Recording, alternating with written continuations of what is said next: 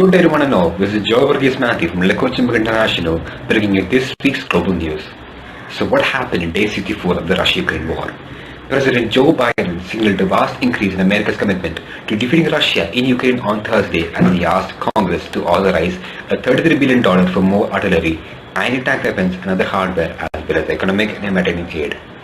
The request represented an extraordinary escalation in American investment in the war, more than tripling the total emergency expenditures and putting the United States on track to spend as much as this year helping Ukrainians as it did on average each year fighting its own war in Afghanistan. A Russian missile strikes hitting off a fiery float in central Kyiv shattered weeks of calm in the capital and served as a vivid reminder that the violence in Ukraine has not shifted exclusively to the eastern and southern parts of the country, where Russia is now focusing its efforts to seize and control territory.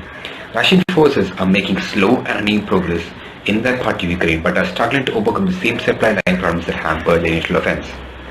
In other news, the Amber Heard defamation trial.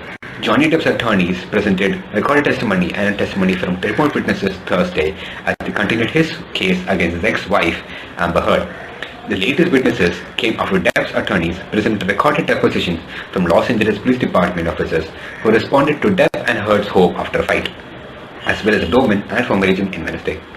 Depp is suing Heard for libel in Fairfax County Circuit Court after she wrote an op-ed piece in the Washington Post referring to herself as a public figure and representing oppressive abuse.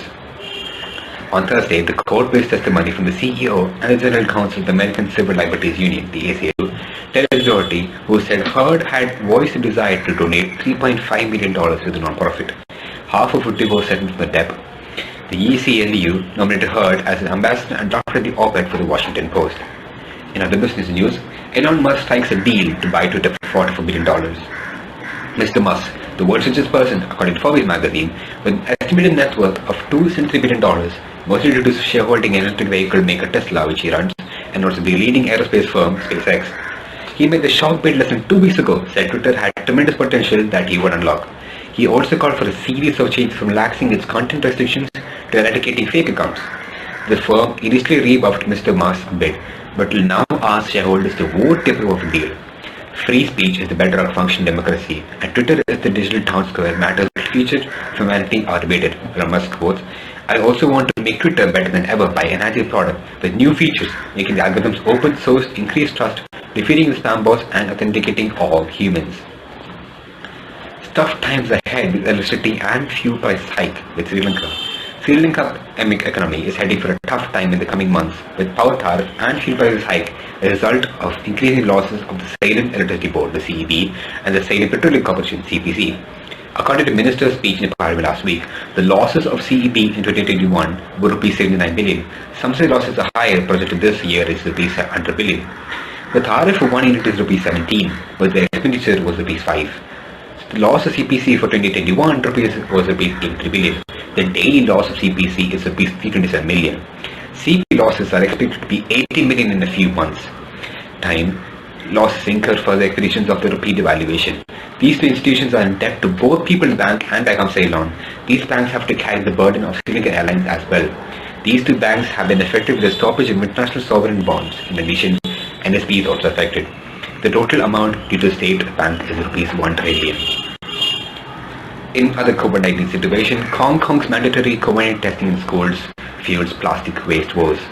A Hong Kong government rules that all students and staff take daily COVID-19 tests will add massively to the city's plastic waste problem.